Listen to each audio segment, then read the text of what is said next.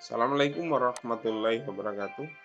Alhamdulillahirrabbilalamin. Puji syukur kita panjatkan kehadirat Allah Subhanahu wa Ta'ala yang telah memberikan segala rahmat serta karunia-Nya sehingga hari ini kita bisa bertemu pada pertemuan yang keempat pada mata kuliah Pendidikan Pancasila dan Kewarganegaraan. Hari ini saya akan membahas tentang bagaimana Pancasila dan arus sejarah bangsa Indonesia. Anda akan diantarkan untuk memahami sejarah bangsa Indonesia terutama berkaitan dengan sejarah perumusan Pancasila. Tersebut penting untuk diketahui karena perumusan Pancasila dalam sejarah bangsa Indonesia mengalami dinamika yang kaya dan penuh tantangan. Jadi dalam proses perkembangan sejarah Pancasila tentu di sini mengalami berbagai hal yang dimana dalam sejarah tegaknya atau diberlakukannya Pancasila sebagai ideologi negara, ada berbagai macam ideologi yang hampir bisa menggulingkan atau mengganti ideologi ini menjadi ideologi yang lainnya, katakanlah seperti komunisme, seperti kapitalisme, dan lain sebagainya, yang bisa menjadi satu eh, ancaman bagi negara Indonesia, terutama bagi rakyat Indonesia, yang dimana ada berbagai sistem yang tidak sesuai dengan kehidupan bangsa Indonesia tentunya. Dan seperti yang dikatakan oleh Soekarno bahwa Pancasila sudah atau digali dari nilai-nilai eh, Ibu Pertiwi, nilai-nilai peradaban dan kebudayaan yang ada di Indonesia. Perumusan Pancasila mulai dari sidang BPUPKI sampai pengesahan Pancasila sebagai dasar negara dalam sidang PPKI masih mengalami tantangan berupa amnesia sejarah atau yang disebut dengan hilangnya eh, pemikiran para generasi tentang sejarah berdirinya Pancasila di negara ini. Hal itu diketengahkan oleh Profesor Habibie pada pidatonya tanggal 1 Juni 2011. Dalam bab ini Anda akan diajak untuk menelusuri berbagai sejarah perumusan Pancasila. Penelusuran ini penting agar Anda mengetahui dan memahami proses terbentuknya Pancasila sebagai dasar negara. Tujuannya adalah agar Anda terhindar atau agar Anda menjelaskan proses perumusan Pancasila sehingga terhindar dari anggapan-anggapan bahwa Pancasila adalah produk dari Orde Baru. Jadi pada perjalanan diberlakunya diberlakukannya Pancasila sebagai dasar negara, memang banyak pihak-pihak yang menuding bahwa Pancasila adalah dilahirkan oleh rezim Orde Baru karena pada waktu itu rezim Orde Baru menganggap bahwa Pancasila adalah sebagai asas tunggal yang diberlakukan secara ketat, secara kuat, dan tidak ada lagi dasar-dasar atau ideologi lain yang berkembang di Indonesia. Sehingga banyak pemikiran yang mengatakan bahwa Pancasila adalah produk Orde Baru. Ternyata ya dalam perkembangannya bahwa Pancasila bukan hanya produk Orde Baru, tapi sejak masa awal kemerdekaan itu Pancasila sudah diberlakukan.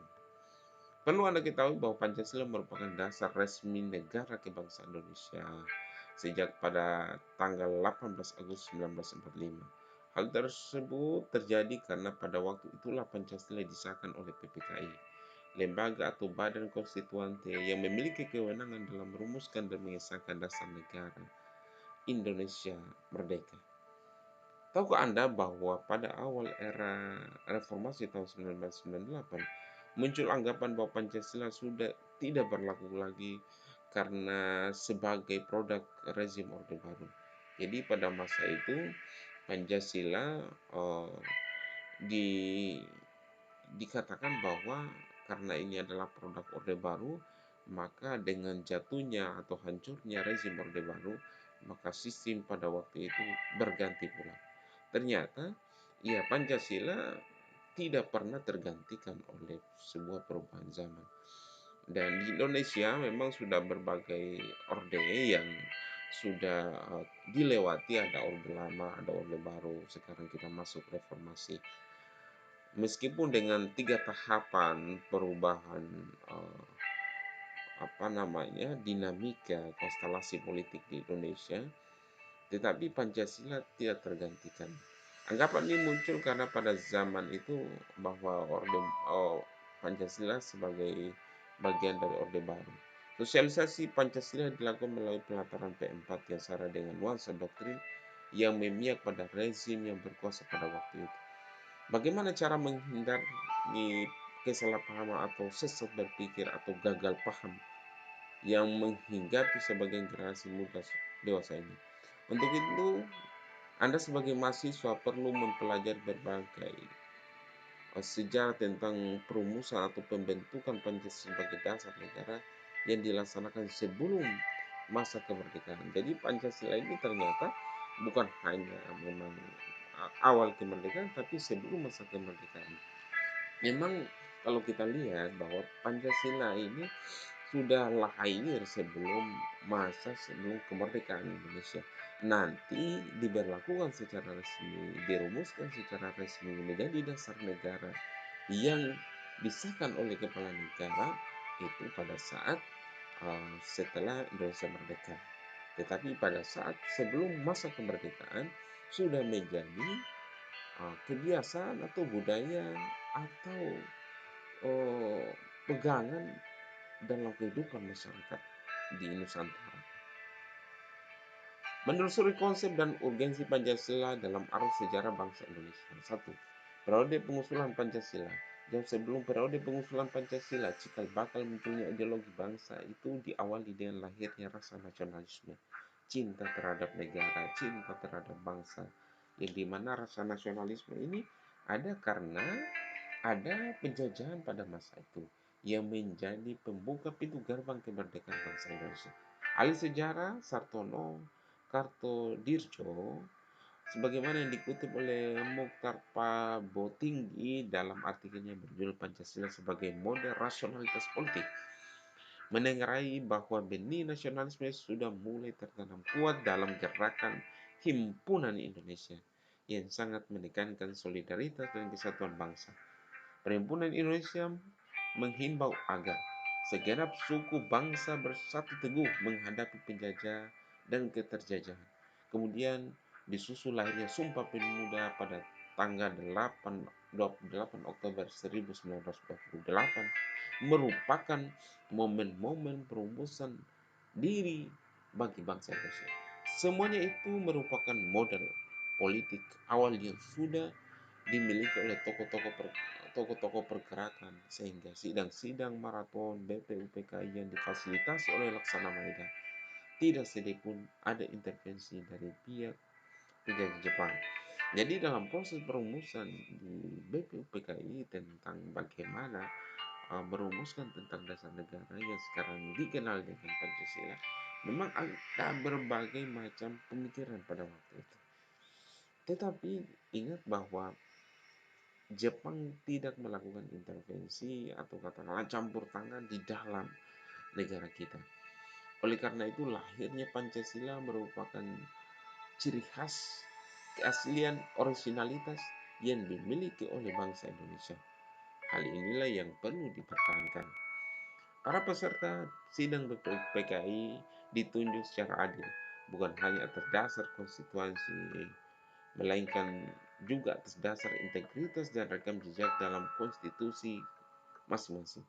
Oleh karena itu, Pabot Tinggi yang menegaskan dalam diktum John Stuart Mill atas kelas Sunstein tentang keniscayaan mengumpulkan the best mind atau the best character yang dimiliki suatu bangsa, terutama di saat bangsa tersebut hendak membicarakan masalah-masalah kenegaraan tertinggi sudah terpenuhi.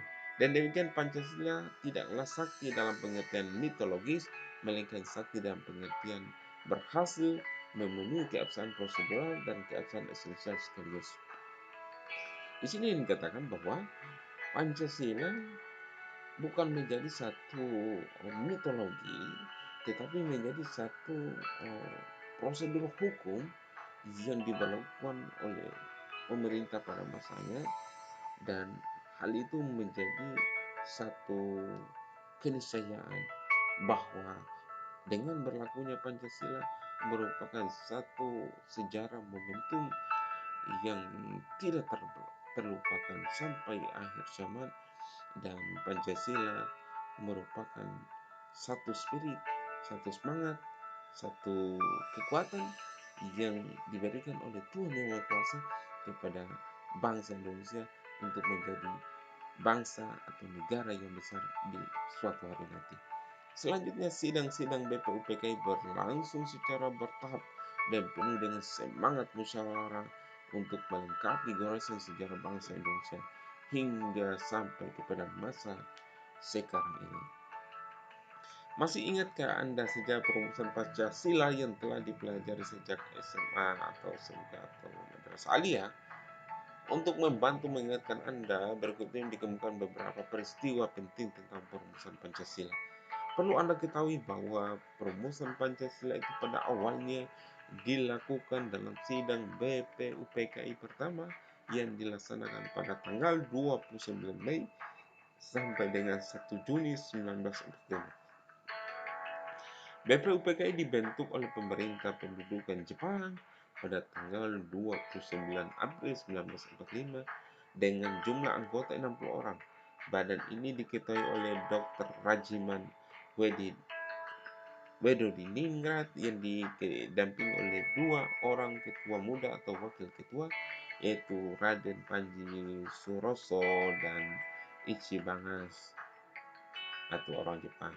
BPUPKI dilantik oleh Legend Kumakichi Harada, Panglima Tentara ke-16 Jepang di Jakarta pada tanggal 28 Mei 1948, sehari setelah dilantik pada tahun 29 Mei 1945, dimulailah sidang pertama dengan materi pokok pembicaraan calon dasar atau cikal bakal dasar negara Indonesia.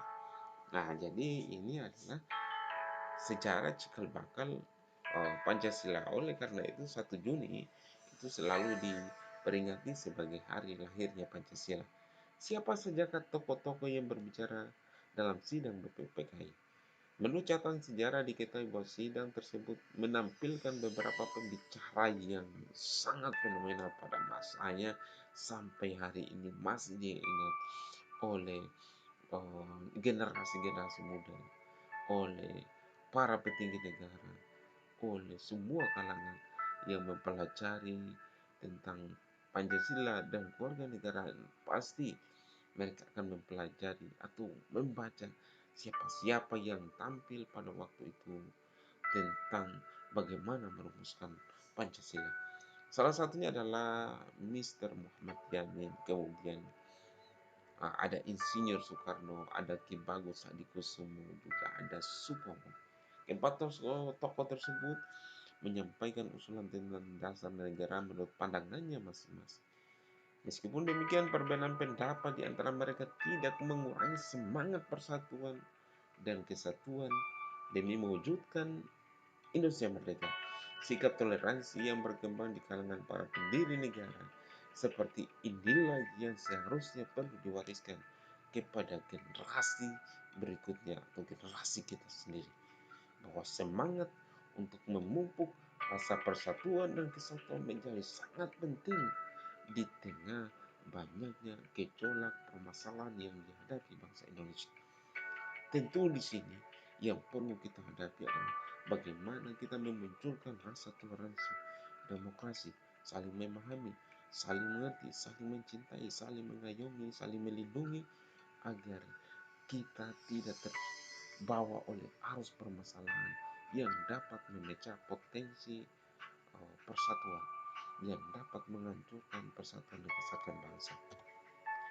Sebagaimana Anda ketahui bahwa salah seorang pengusul calon dasar negara dalam sidang BPUPKI adalah Insinyur Soekarno yang berpidato pada tanggal 1 Juni 1945. Pada hari itu, Insinyur Soekarno menyampaikan 5 butir tentang gagasan dasar negara sebagai berikut. Yang pertama adalah nasionalisme atau kebangsaan Indonesia. Yang kedua adalah internasionalisme atau peri kemanusiaan. Yang ketiga adalah mufakat atau demokrasi. Yang keempat adalah kesejahteraan sosial. Dan yang kelima adalah ketuhanan yang berkebudayaan. Nah, kata ketuhanan yang berkebudayaan ini menjadi fenomena yang uh, bisa diperdebatkan dari dulu sampai sekarang. Ya, sempat pada zaman sekarang ya, pada tahun 2020 ini memang wacana tentang ketuhanan yang berkebudayaan menjadi satu kalimat yang kontroversi. Ya, ada yang mengatakan bahwa kenapa nilai-nilai ketuhanan dibawa dengan nilai-nilai budaya? Sementara nilai ketuhanan lebih agung, lebih mulia, lebih sakti daripada nilai kebudayaan itu sendiri. Kenapa nilai kebudayaan itu, nilai ketuhanan itu masuk dalam nilai-nilai kultur? Seharusnya oh, budaya itu oh, terpisah dengan nilai ketuhanan. Ada yang beranggapan seperti itu. Menurut saya bahwa nilai ketuhanan itu adalah nilai yang merupakan uh, apa ciri atau katakanlah uh, ajaran yang diberikan oleh Tuhan kepada umat manusia, dan kalau ajaran itu dilakukan terus menerus akan menjadi sebuah kebiasaan gitu. Tentu kalau kita melihat pada penamaan kebudayaan ini, kebudayaan itu adalah apa? Satu cita rasa karsa yang dibuat oleh manusia, sedangkan nilai ketuhanan itu tidak dibuat oleh manusia dalam pemahaman kalangan agama yang lain gitu. Bahwa nilai ketuhanan itu tidak boleh dipadukan atau dicampur tangan dengan nilai-nilai yang dipahami oleh masyarakat. Ya ketuhanan, ya ketuhanan. Seperti yang dikatakan atau yang tercantum dalam Pancasila sila yang pertama, ketuhanan yang Maha Esa, tidak boleh ada kata kebudayaan. Tentu di sini akan menjadi satu uh, perdebatan yang cukup sengit di antara para pakar atau para pemerhati tentang nilai-nilai Pancasila itu sendiri. Berdasarkan catatan sejarah, kelima butir gagasan ini oleh Soekarno diberi nama Pancasila. Selanjutnya Soekarno juga mengusulkan jika seandainya peserta sidang tidak menyukai angka 5, maka ia menawarkan angka 3, yaitu Trisila yang terdiri dari sosio-nasionalisme, sosio-demokrasi, dan ketuhanan yang Maha Esa. Di sini baru kita melihat yang ketuhanan yang berkebudayaan itu berubah menjadi ketuhanan yang Maha Esa. Gitu. Tetapi kembali lagi di sini bahwa Soekarno mengusulkan, menawarkan 3 angka yang tadinya 5 oleh Soekarno memeras menjadi 3. Tapi ini sekali lagi penawaran, bukan pemaksaan. Gitu. Sekarang itu ada wacana-wacana tentang upaya memaksakan nilai-nilai Pancasila. Padahal sudah final. Tidak perlu lagi membahas tentang Pancasila yang diperas menjadi 3 sila, yang diperas menjadi Eka Sila. Ya, itu menurut saya hanya mengulang sejarah lama saja. Padahal kita sudah sampai di langit. Kenapa kembali lagi ke belakang? Seharusnya kita sudah sampai sudah ratusan kilometer perjalanan ini kita. Kenapa kita kembali lagi ke start awal? Dan ini akan banyak menguras tenaga kita, menguras sumber daya kita, menguras hal-hal yang dimiliki oleh negara dan bisa menimbulkan konflik ya, baik itu secara horizontal maupun vertikal. Oleh karena itu janganlah kita mengulang-ulang kembali tentang sejarah pembentukan Pancasila. Kalau Pancasila sudah final dan mengikat bagi bangsa Indonesia, maka Pancasila itulah yang harus diterapkan. Ini hanya sekedar sejarah bagi teman-teman mahasiswa agar kita mengetahui. Soekarno akhirnya juga menawarkan menjadi Ekasila yang bersih tentang gotong royong. Ini yang disebut dengan menawarkan, bukan memaksakan. Ya. Sejarah mencatat bahwa pidato lisan Soekarno inilah yang kemudian hari diterbitkan oleh Kementerian Penerangan Republik Indonesia dalam bentuk buku yang berjudul Lahirnya Pancasila pada tahun 1947. Perlu Anda ketahui bahwa dari judul buku tersebut menimbulkan kontroversi seputar lahirnya Pancasila. Di satu pihak ketika Soekarno masih berkuasa, terjadi semacam pengkultusan terhadap Soekarno sehingga 1 Juni selalu dirayakan sebagai hari lahirnya Pancasila. Di lain pihak ketika pemerintahan Soeharto jatuh, muncul upaya-upaya desoekarnoisasi oleh penguasa Orde Baru sehingga dikesan seolah-olah Soekarno tidak besar jasanya dalam menggali dan merumuskan Pancasila. Perlu Anda ketahui bahwa Soekarno dalam sejarah pembentukan bangsa Indonesia, dalam sejarah perumusan Pancasila sebagai dasar negara, merupakan salah satu tokoh yang memberikan gagasan tentang lahirnya dasar negara itu, yaitu Pancasila. Jadi, Soekarno mempunyai andil yang besar dalam perumusan Pancasila. Tetapi jangan juga kita mengatakan bahwa Soeharto dan Soekarno itu adalah sebuah kontradiksi yang berbeda. Dua-duanya itu hidup pada zamannya, berkuasa pada zamannya, punya kejayaan pada masanya. Janganlah kita saling membentur-benturkan, yang dimana itu tinggallah sejarah, tinggallah kenangan.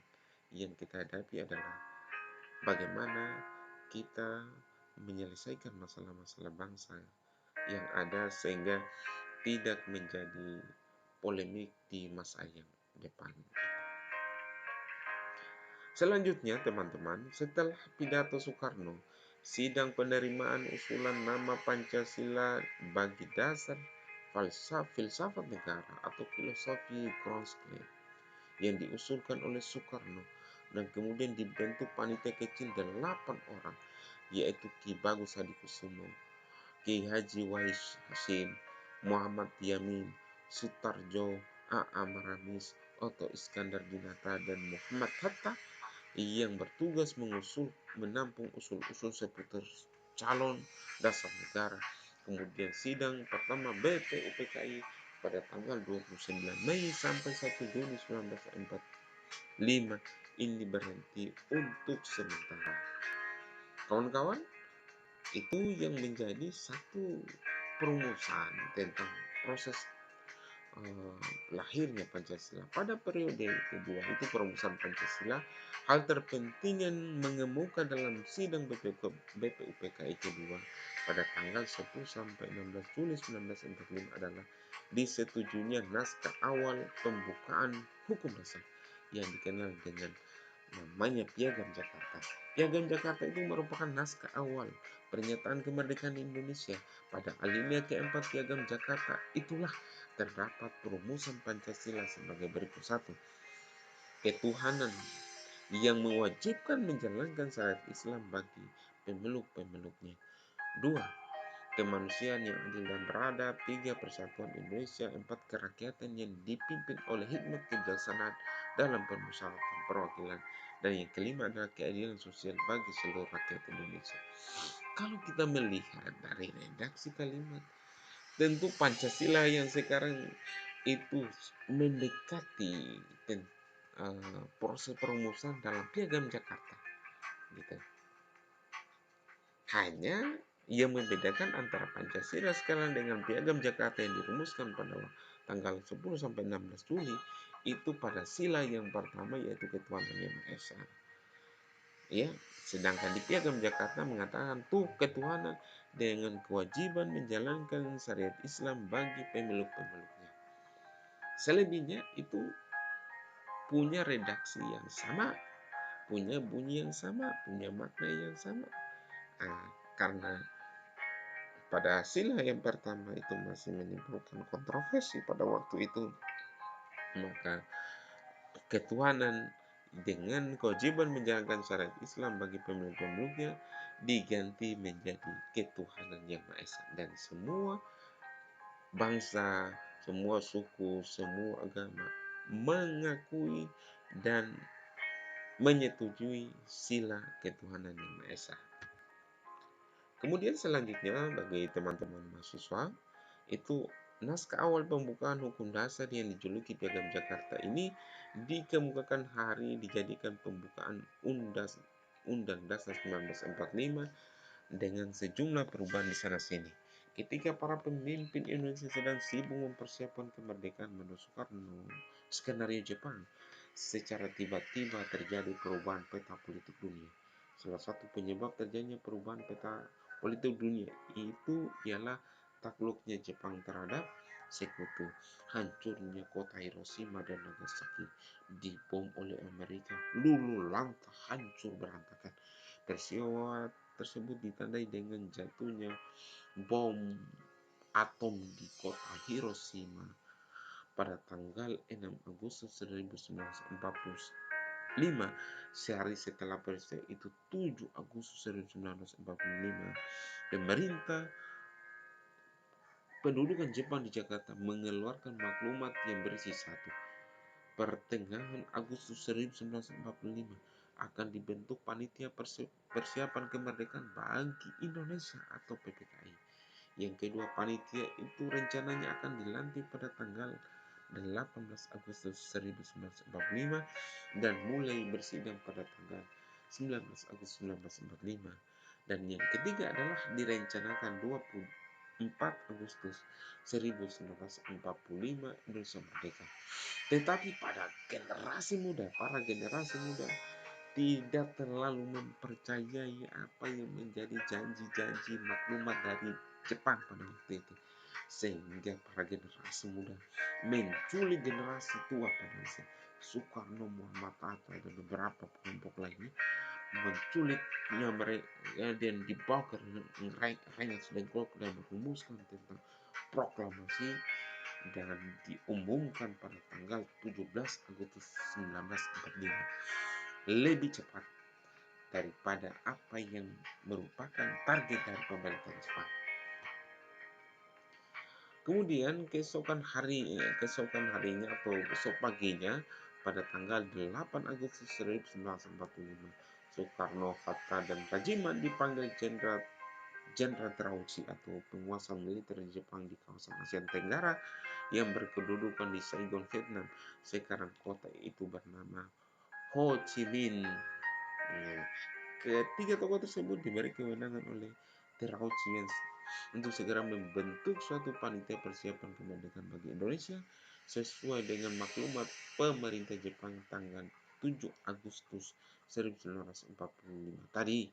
Sepulang dari Saigon, ketiga tokoh tadi membentuk PPKI dengan total anggota 21 orang, yaitu Soekarno, Muhammad Hatta, Rajiman, Ki Bagus Hadikusumo, Otto Iskandar Dinata, Purboyo, Suryo Hamijoyo, Sutarjo, Supomo, Abdul Qadir, Chan Bing, Muhammad Amir, Abdul Abbas, Ratu Langi, Andi Pangeran, Latu Harari, Gede Puja, Hadiman, Panji Suroso, Wahid Hasim, Muhammad Hasan. Itu dalam bukunya Sartono Kartodirjo yang diterbitkan pada tahun 1975 beserta dengan kawan-kawannya. Kawan-kawan, bagi mahasiswa yang saya banggakan, selanjutnya kita masuk ke slide selanjutnya adalah jatuhnya bom Hiroshima belum membuat Jepang takluk. Amerika dan sekutu akhirnya menjatuhkan bom lagi di Nagasaki yang tadinya di Hiroshima, di kota Hiroshima dengan ribuan jutaan manusia pada waktu itu. Tapi Jepang tetap bersikukuh bahwa kami masih kuat. Maka selanjutnya Amerika Serikat menjatuhkan bom yang dahsyat di kota Nagasaki pada tanggal 9 Agustus 1945 yang meluluhlantakkan kota tersebut sehingga menjadikan kekuatan Jepang semakin melemah. Kekuatan semakin melemah memaksa Jepang akhirnya menyerah tanpa syarat kepada Sekutu pada tanggal 14 Agustus 1945.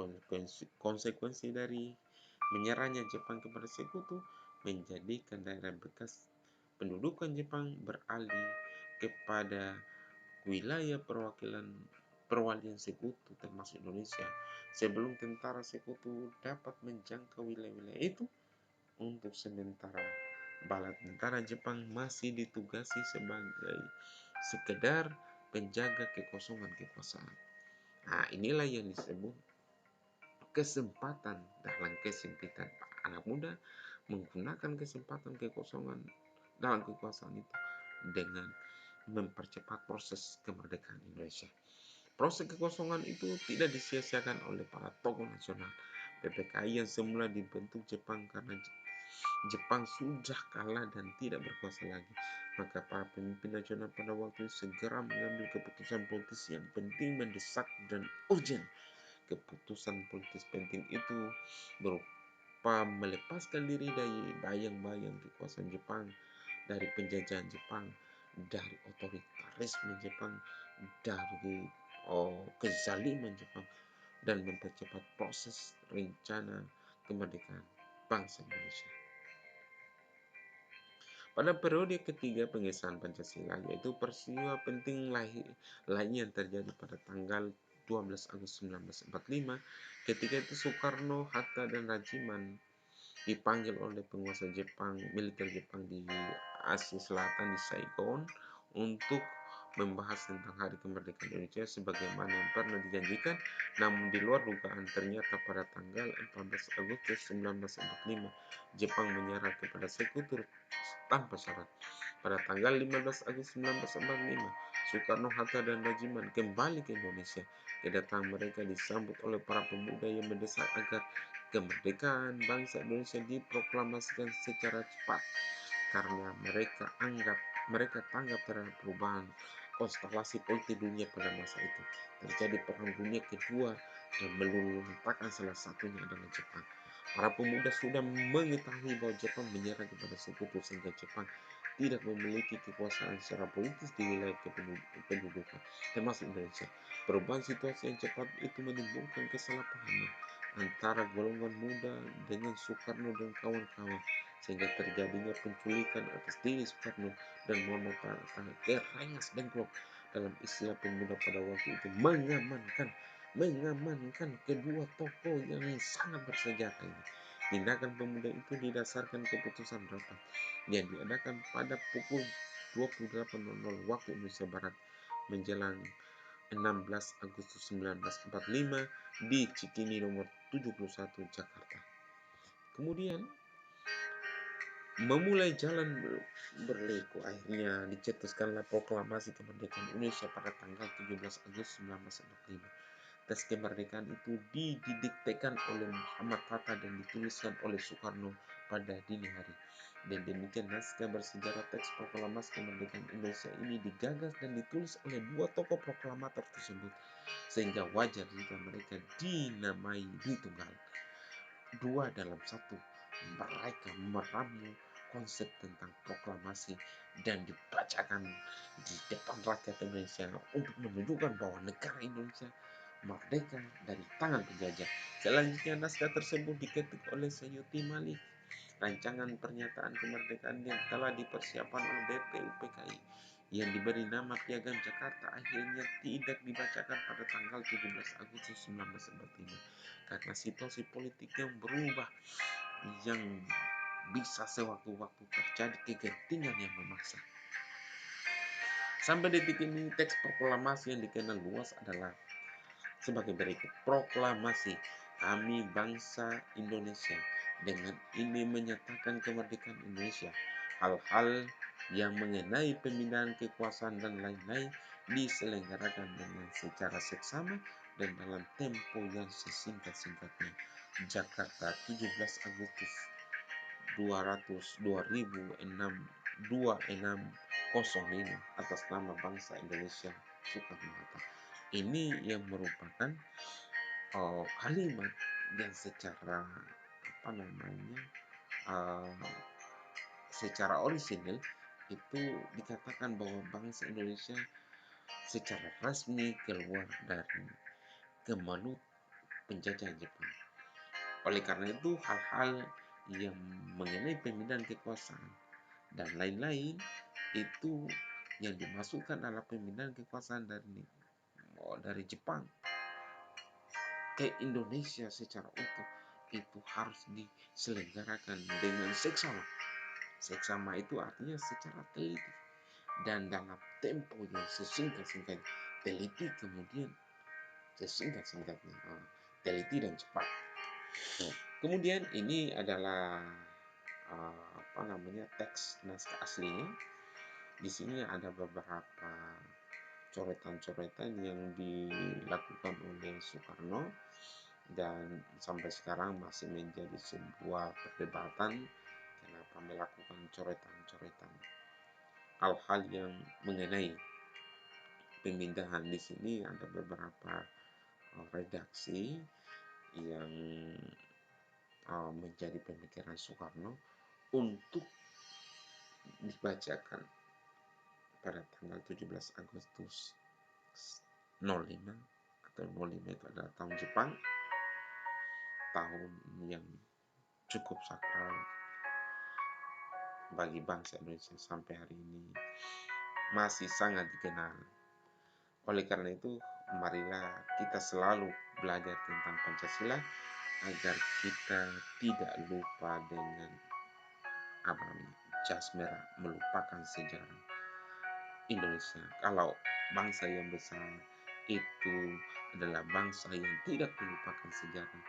Bangsa yang besar adalah bangsa yang selalu melihat sejarah negara, sejarah berdirinya negara, dan itu perlu proses yang lama, proses yang begitu menguras banyak tenaga. Oleh karena itu saya tutup pada pertemuan hari ini dengan ucapan billahi taufiq wal hidayah. Wassalamualaikum warahmatullahi wabarakatuh.